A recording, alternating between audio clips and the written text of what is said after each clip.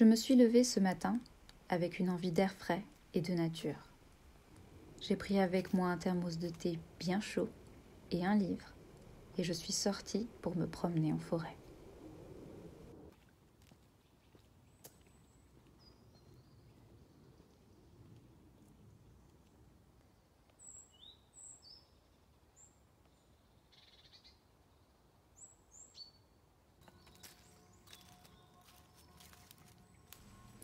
J'ai toujours aimé l'automne, l'odeur caractéristique des feuilles qui tapissent le sol et le rendent si douillet.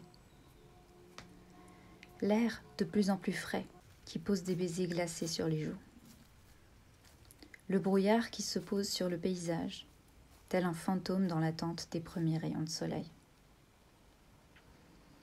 Les couleurs chaudes et ardentes de l'écarlate au mordoré qui enflamme les arbres.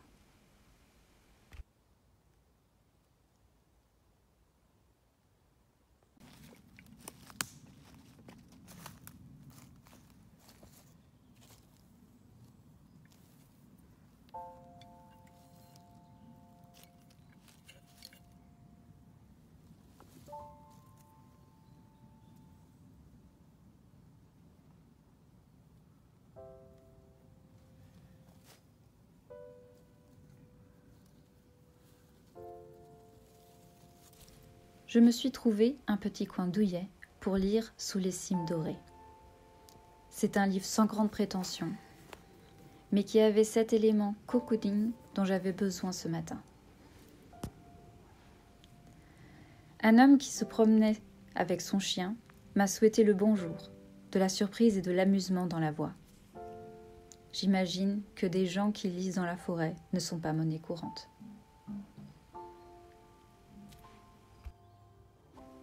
Après quelques heures de lecture, je suis rentrée à la maison.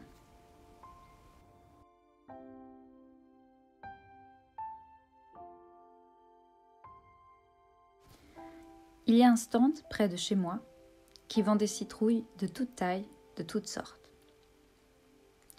Aujourd'hui, il ne restait que des citrouilles d'Halloween et des courges de décoration. C'était tout ce qu'il me fallait.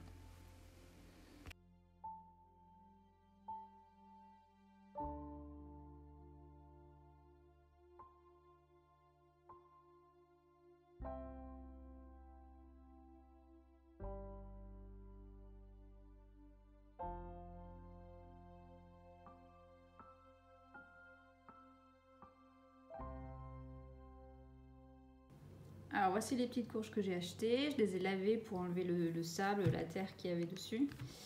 Et je veux en faire des supports pour bougies. Donc j'ai pris ce chauffe-plat que j'avais déjà utilisé. Je pense faire comme ça, dessiner autour et essayer de creuser un trou pour après pouvoir en mettre un tout propre dedans et m'en servir du coup à la fin comme déco de table. On verra ce que ça donne. J'ai fini. Je vous dis, c'était pas évident parce que elles ont beau être petites ces petites citrouilles, ces petites courges, mais elles sont dures comme de la corne. Et du coup, j'ai failli me couper la main, me trancher carrément la main à plusieurs reprises. Ça aurait été un super costume d'Halloween, je vous le dis.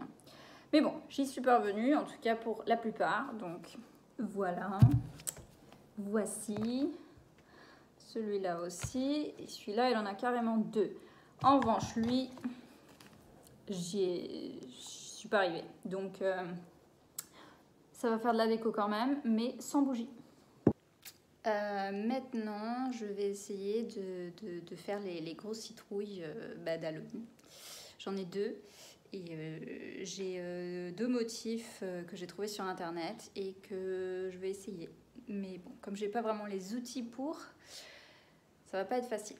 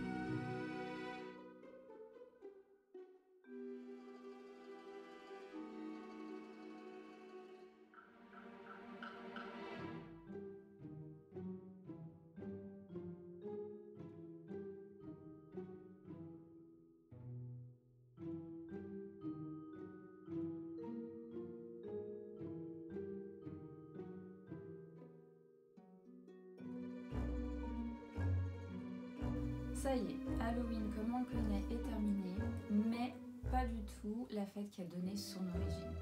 Et ça, c'est le Samhain. Samhain est d'origine païenne et célèbre ou marque la fin des récoltes et le début de la période sombre de l'année, la période hivernale, là où il y a le moins de soleil qui brille. Et Samhain commence le 31 octobre au coucher du soleil et se célèbre jusqu'au 1er novembre au coucher de soleil. Puisqu'à l'époque, enfin aux périodes païennes, c'était comme ça qu'on comptait les journées, d'un coucher de soleil à l'autre. Personnellement, je suis une grande fan de tout ce qui est festivités païennes.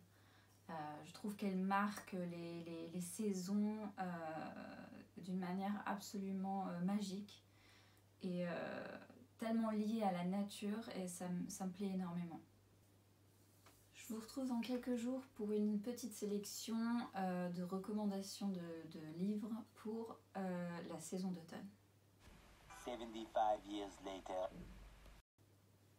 Je vous retrouve aujourd'hui emmitouflée dans ce pull que j'ai tricoté moi-même pour vous faire quelques recommandations de lecture pour la saison d'automne. Alors, commençons par les grands classiques de la littérature et je vais donc pas m'attarder dessus parce que normalement ils devraient être tous assez connus.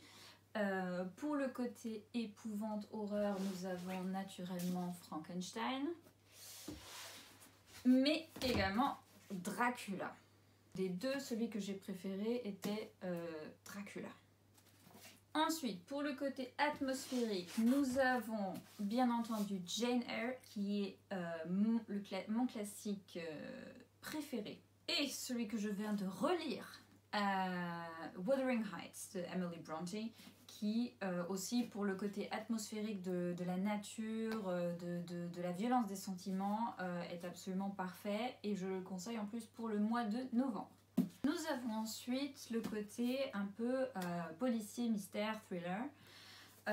Et bien sûr, il y a Halloween Party de Agatha Christie. C'est une histoire de Hercule Poirot. Ça commence en fait dans une fête d'Halloween où Hercule Poirot n'est pas, mais son amie romancière Ariadne Oliver est présente. Et il y a une gamine qui, pour essayer d'attirer l'attention de la romancière, commence à dire à tout le monde qu'elle a vu un meurtre être commis il y a plusieurs années, mais qu'elle ne savait pas à l'époque que c'était un meurtre. Et, comme on s'en doute bien, la gamine se retrouve assassinée. Quelqu'un la noie dans le bac où les gamins essaient de ramasser des pommes avec les mains. Avec la bouche. Si vous ne savez pas déjà, ce livre vient d'être adapté au cinéma par Kenneth Branagh, qui joue maintenant Hercule Poirot aussi. Et c'est Meurtre à Venise, il me semble, ou Mystère à Venise. Et c'est là fortement inspiré, mais il a quand même changé pas mal d'éléments à ce livre. Et personnellement, le côté spooky qui flippe énormément, il est réussi, mais il y a quand même certains aspects, surtout la caractérisation des personnages, qui m'a gênée. Et voilà, donc moi je préfère personnellement l'épisode de la série Hercule Poirot avec l'acteur David Suchet. Ensuite, nous avons The Only One Left de Riley Sager, que j'ai lu aussi cette année. C'est l'histoire de Kit, qui est une aide-soignante, qui doit vivre dans un manoir au bord des falaises pour s'occuper d'une vieille dame d'une 60aine d'années qui est complètement immobilisée. Et cette vieille dame, en fait, c'est un peu une légende urbaine, on va dire, parce que dans les années 20, il me semble, toute sa famille a été assassinée. Donc père et mère poignardés et la sœur retrouvée pendue à un chandelier. Et c'est la seule qui restait vivante, d'où le titre. Et tout le monde dans la ville est convaincu c'est elle qui a commis ces crimes, sauf qu'il n'y a jamais eu aucune preuve, donc elle n'a jamais été accusée de rien du tout. Et voilà. Mais donc elle vit toute seule, enfin toute seule, avec des domestiques dans cette maison. Et Kit va découvrir la vérité par le biais justement de cette vieille dame qui lui dit qu'elle veut tout lui raconter.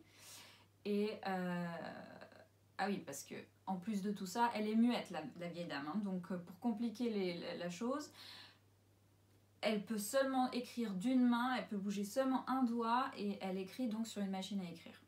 Et ça fait que ça rallonge, ça fait durer le suspense et ça vaut vraiment le coup. Maintenant, rentrons un peu dans la catégorie fantasy, fantastique, épouvante, tout ça. Et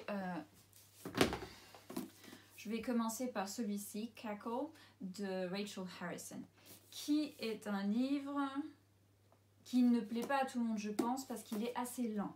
Mais l'histoire, globalement, c'est... comment est-ce qu'elle s'appelle? Oui, Annie qui rompt avec son petit ami. En fait, c'est lui qui la largue, hein, et elle est complètement paumée. En fait, elle a construit toute sa vie autour de ce type.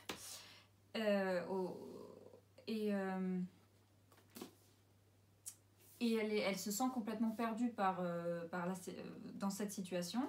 Et elle déménage dans une petite ville où elle est prof.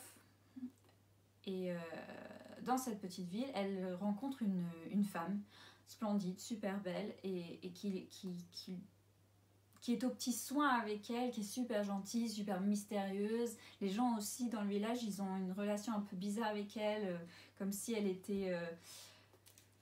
comme s'ils savaient des choses que Annie ne savait pas. Moi, ce qui m'a plu dans ce livre, c'est que c'est un peu une sorte de conte d'autonomisation. C'est un mot, c'est dur.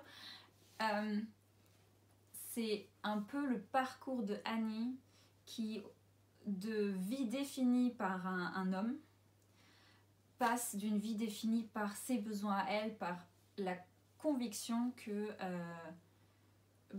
elle se suffit à elle-même en fait.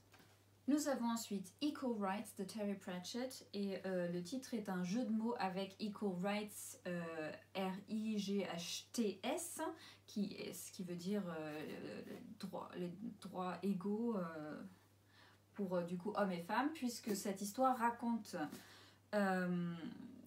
l'histoire d'une petite fille, Escaterina, qui est une jeune petite sorcière. Alors, ça commence avec un sorcier qui sent qu'il va mourir. Et comme le veut la tradition, il doit passer ses pouvoirs par le biais de son bâton à la Gandalf. Il doit le faire passer à un 8e fils de 8e fils.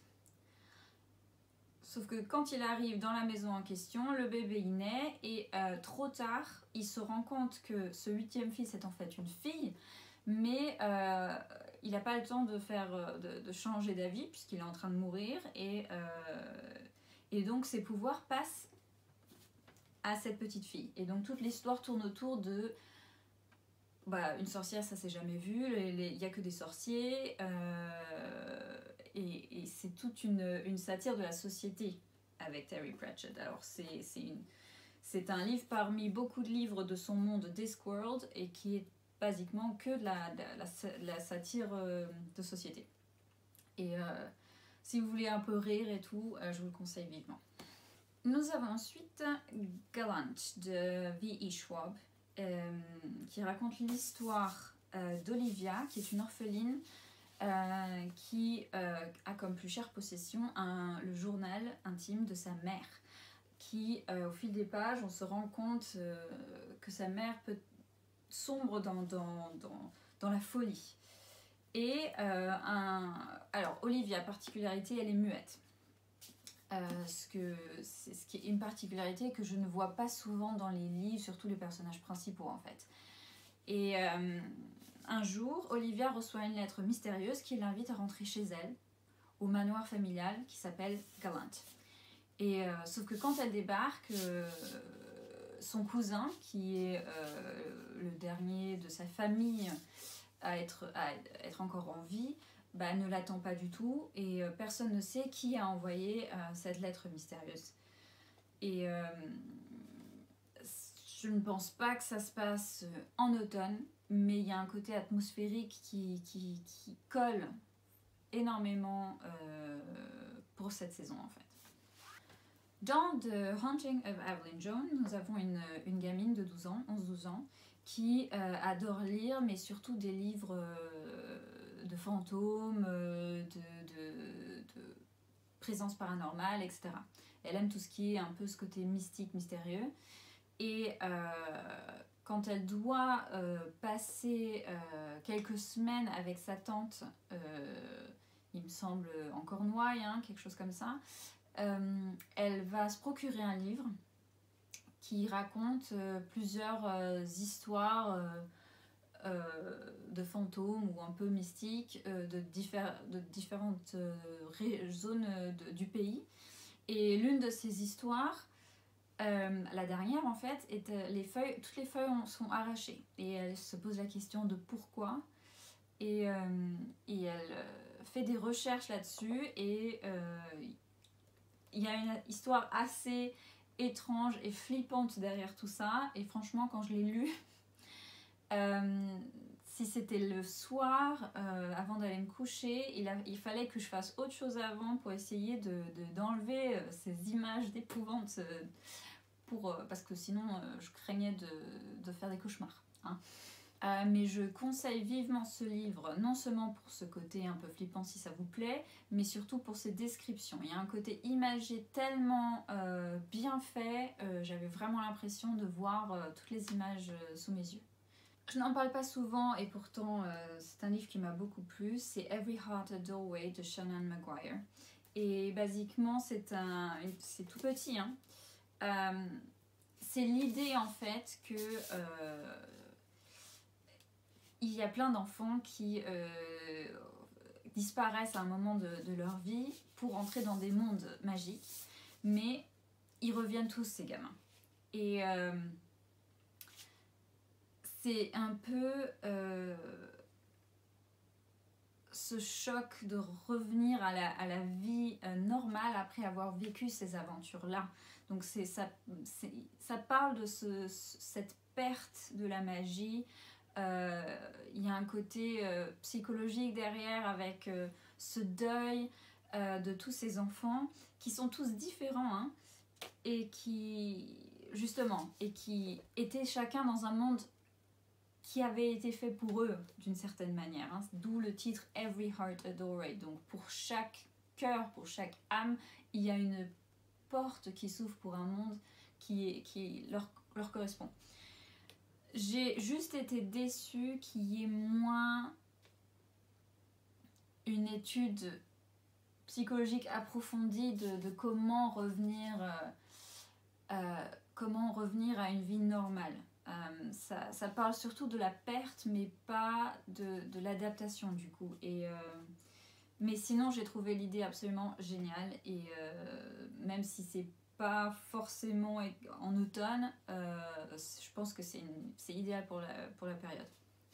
Alors, j'ai beau adorer la BD, c'est comme ça que j'ai commencé à lire, avec tous les Tintins, les Astérix et Obélix et tout ça. Je n'en achète pas. Tout simplement parce que c'est cher. Et c'est extrêmement frustrant parce que je le lis en 20 minutes, une demi-heure et c'est fini. Voilà, il n'y a plus d'histoire. Mais j'ai fait une exception avec ce livre-là. Et je ne le regrette pas, même si effectivement c'était fini en une demi-heure. J'ai adoré lire ce livre qui... cette BD plutôt, qui parle de deux amis pendant la période pré-Halloween, je pense, où il y a tout un parc avec, où il y a des ventes de tartes de saison, de citrouilles et tout. Et donc, les dessins sont mignons, colorés, il y a des citrouilles, donc c'est surtout pour octobre, mais ça se lit tout le mois d'automne, tout le mois, toute la saison d'automne. Terminons par quelque chose de cosy, qui a plus été fait pour des enfants, mais que moi j'adore à chaque fois. C'est les histoires de Bramley Hedge, qui sont, je ne sais pas si vous connaissez les illustrations, mais ce sont des histoires d'animaux, surtout des souris en fait. Et il y a des livres différents par saison. Et donc nous avons une saison automne.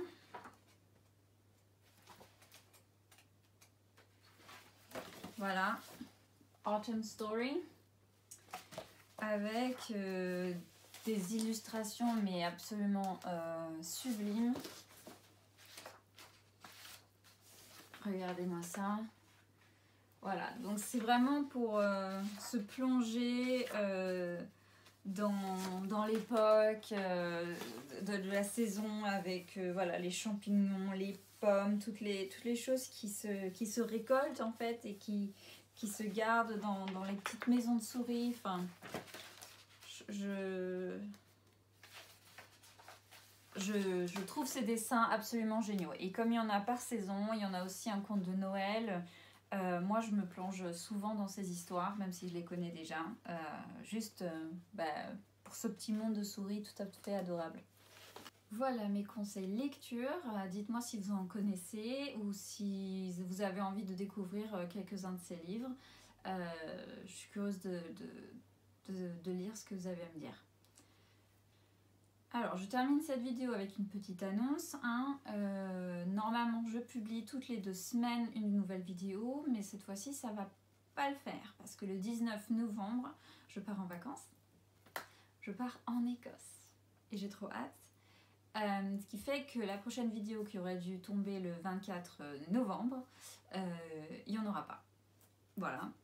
Et que ce sera la semaine suivante, le 1er décembre, et ce sera donc la présentation des menus du Bookish Hibernation Challenge.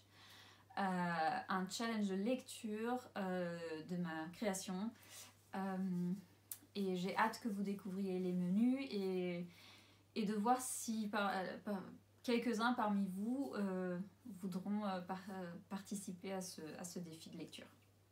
Sur ce, je vous laisse et je vous souhaite une bonne continuation du mois de novembre avec plein de lectures ou de films cosy ou épouvantes ou tout ce que vous voulez. Et je vous retrouve donc le 1er décembre. Allez, ciao!